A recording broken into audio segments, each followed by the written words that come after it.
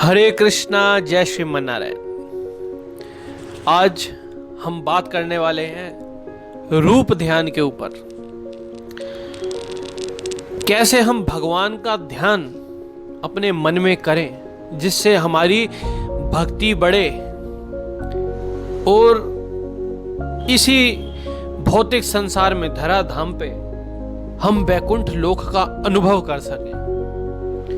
उस प्रेम रस का आदान प्रदान हम उस परमात्मा के साथ कैसे कर सकते हैं और कैसे उस आनंद की प्राप्ति कर सकते हैं, आज इस कृष्ण के रूप माधुरी के ध्यान के बारे में हम जानने की कोशिश करेंगे। दोस्तों, अक्सर हम सोच लेते हैं कि रूप ध्यान का मतलब है केवल भगवान की शक्ल का ध्यान करना, जबकि ऐसा नहीं है। रूप ध्यान में लेकर अगर हम विस्तार से उसको समझें तो उसमें सब कुछ आ जाता है, A to Z। भगवान के धाम से लेकर भगवान के गुण, भगवान की लीलाएं,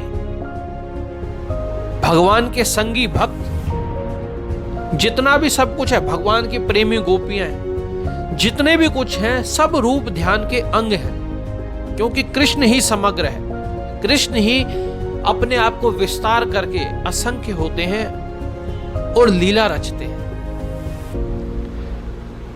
भगवान के भक्त में उनके रूप, नाम, गुण, लीला कुछ भी भगवान से पृथक नहीं है। लेकिन जब हम बात करते हैं एकदम से रूप ध्यान करने की, तो मेरी सबको यही सलाह होती है कि आप स्टेप बाय स्टेप बढ़िए। कोई व्यक्ति है जिसने कभी रूप ध्यान के बारे में सुना नहीं है या अभी उसकी भक्ति में प्रारंभिक अवस्था है और डायरेक्ट ही उसको हम रूप ध्यान में लगाएंगे तो हो सकता है वो कुछ गलती कर जाए, या उस परम भाव को, जो एक उत्तम श्रेणी के भक्त का होता है, परम भाव जो रागानुगा हो चुका है, गुरु के सरेंडर में भक्ति करते करते जो पका है, इन्हें साधना के तौर पे भक्ति को लिया है बहुत सीरियसली, जिसके अंदर कोई राग द्वेष ना हो संसार का, बिल्कुल संसार से अपने आप को पृथक रखता हो, विरक्त हो, ज्ञान युक्त हो, उस इंसान के लिए रूप ध्यान करना अलग स्टेज का होता है। वहां उसको जो होने वाली रियलाइजेशंस होती हैं वो अलग होती हैं, और वो रियलाइजेशंस का फर्क उसके अंगों से, उसकी अंगों की हरकतों से भी पता चल जाता है। कंपन उठता है शरीर में, रोंगटे खड़े हो जाते हैं, आंखों में से पानी निकल आता है, उसका गला गदगद हो जाता है और कई बार तो मूर्छित होकर गिर भी जाता है। लेकिन जब हम लोग साधारण जब इस अवस्था तक हम नहीं होते और हम रूप ध्यान करते हैं, तो हो सकता है एक बार करेंगे, दो बार करेंगे, लेकिन तीसरी बार आप उसको निग्लेक्ट करने लगते हैं, क्योंकि हमारा अभी बेस नहीं बना, हम रूट से नहीं चले, किसी गुरु के मार्गदर्शन में वो ध्यान की विधि हमने नहीं सीखी। आज मैं आपको वो प्रमाणिक तरीका बताऊंगा रूप ध्यान का, जिसको करने के बाद मैं लिख के दे सकता हूं कि आपका जीवन ऐसा नहीं रहेगा जैसे पहले था। मैं ये विश्वास दिलाना चाहता हूं, असली रूप ध्यान वही होता है जिसको एक बार अगर इंसान कर ले, उस परम अवस्था को इंसान एक बार भी प्राप्त कर ले, तो वो कृष्ण का दीवाना हो जाएगा, नहीं छोड़ पाएगा। कृष्ण खुद उसको छोड़ना चाहे तो कृष्ण भी नहीं छोड़ पाएंगे, इंसान का तो कहना ही क्या। लेकिन उसके लिए हमारे को नवधा भक्ति को अच्छे से समझना होगा।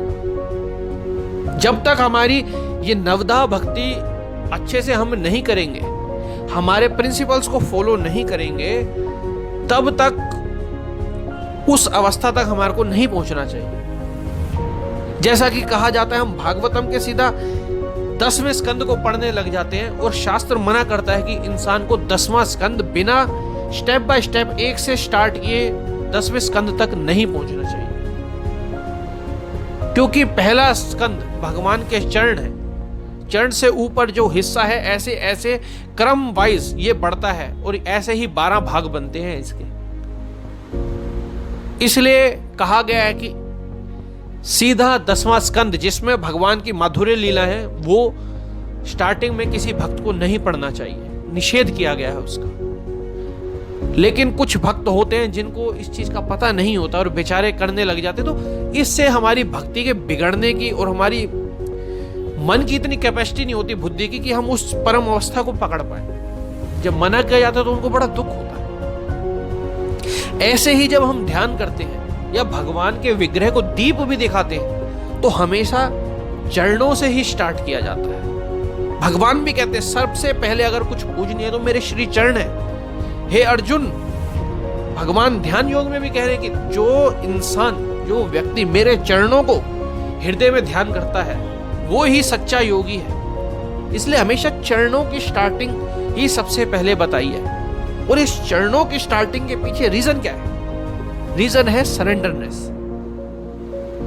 कोई भी हम आदरणीय व्यक्ति होते हैं हमारे समाज के, हम डायरेक्ट उनसे आंख से आंख नहीं मिलाते। सबसे पहले हम उनको उपाधि ऊंची देने के लिए उनके चरणों का ही स्पर्श करते हैं। और भगवान भी कहते हैं कि मेरे चरण ही पूजनीय है। सबसे पहले अगर कुछ पूजनीय है तो मेरे चरण है। जब इंसान भगवान के श्री चरणों में अपने मन को लगाता है तो सबसे पहले उसका अहम घटता है।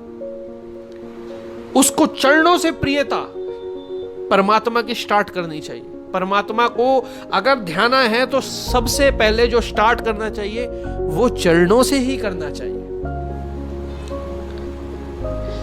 आज इसी के ऊपर मैंने सोचा था कि कुछ भक्त हैं जिनसे मेरी बात हुई और मैं अच्छे से उनको नहीं समझा पाया, तो मैंने सोचा कि आज इसी के ऊपर एक ऑडियो बनाई जाए जिनसे जो भी उनकी भ्रांतियां रही हैं वो हटे।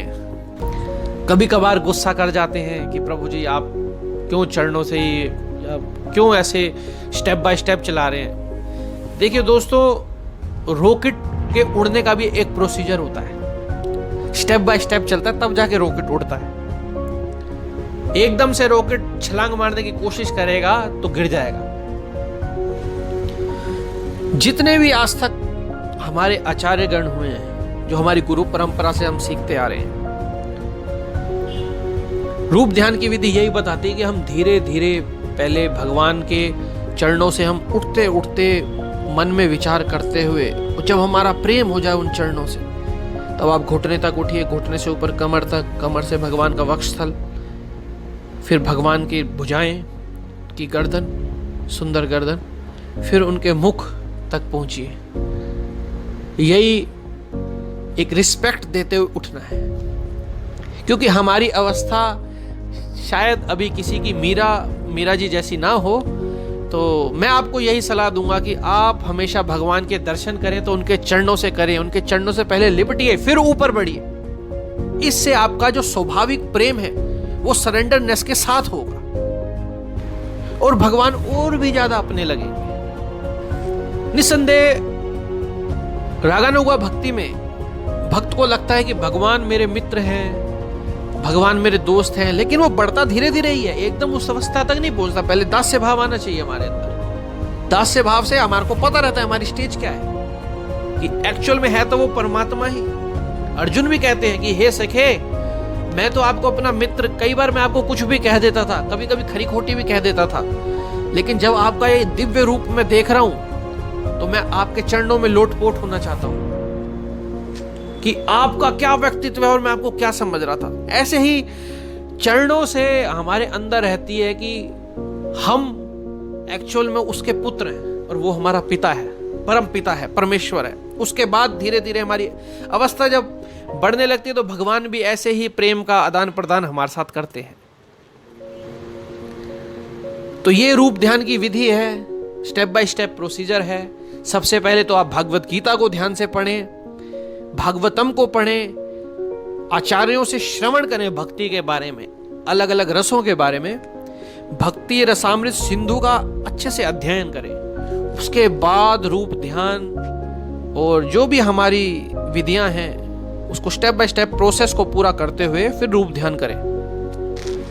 जिसने अभी तक इन चीजों का अध्ययन नहीं किया है, क्योंकि हम इतने सिद्ध तो है नहीं जो माँ के गर्भ से ही बिल्कुल परफेक्ट पढ़ लिख के सीख के आए हूं सुखदेव गोस्वामी जी की तरह।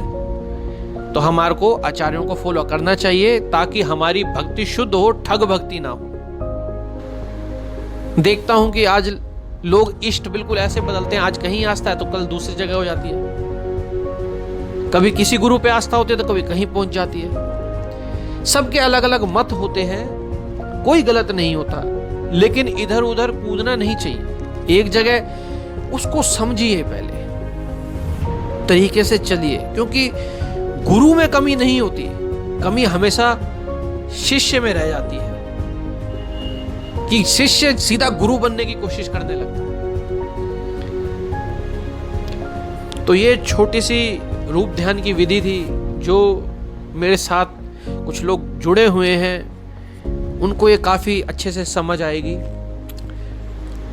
और आशा करता हूं कि वो इस विधि से रूप ध्यान को करें। और एक चीज मैं आपको और समझाना चाहता हूं कि जब आप ये सब पढ़ लेते हैं, अच्छे से आपको अध्ययन हो जाता है, अपनी स्थिति, अपना अनुभव हो जाता है, और जब आप हरे कृष्ण मंत्र को बिल्कुल कृष्ण और मंत्र में भेद ना समझे, ऐसा ही प्रेम हो आपका शुद्ध कि कृष्ण का नाम लेते ही आपको कृष्ण की ही अनुभूति हो, कि आपकी जीभ पे ही विराजमान है कृष्ण, जीभ से आपको स्वाद दे रहे हैं जब आप हरे कृष्णा बोलते हैं। जब इतना प्रेम आपको हो जाए, तब आप हरे कृष्ण महामंत्र को लगा के या किसी भी वैष्णव भजन को लगा के फिर आप भगवान श्री कृष्ण का चरणों से ध्यान प्रारंभ करते हुए समझिए कि भगवान आपके साथ नृत्य कर रहे हैं। तब जाके जो आपको अनुभूति होगी वो हमेशा स्थायी रहेगी, उसको आप वर्णन नहीं कर पाएंगे। भगवान का क्या रूप है, क्या रंग है, उसका वर्णन इंसान कर नहीं पाएगा, लेकिन हाँ समझ जरूर जाएगा उसको, उसका अनुभव उसको जरूर हो जाएगा। क्योंकि परमात्मा हृदय में प्रेम से तो समझे जा सकते हैं, आत्मीयता हो सकती है उनसे, लेकिन अगर हम मन और बुद्धि के माध्यम से, इंद्रियों के माध्यम से उसको समझना चाहें या उसका बखान करना चाहें तो हम नहीं कर सकते। लेकिन फिर भी जैसा परमात्मा ने और सुखदेव गोस्वामी और गुरु परंपरा ने जो हमारे को चीजें बताई हैं, उसको हम अपनी आत्मा में प्रेम से धारण करते हुए उन चीजों को अपना सपोर्टिव बनाते हुए भगवान का ध्यान करते हैं, तो इससे हमारे को रियलाइजेशन बहुत ज्यादा और स्ट्रोंग होती चली जाती है। तो आशा करता हूं ये वीडियो आपका बहुत ज्ञानवर्धन करेगी। हरे कृष्णा, जय श्रीमन नारायण।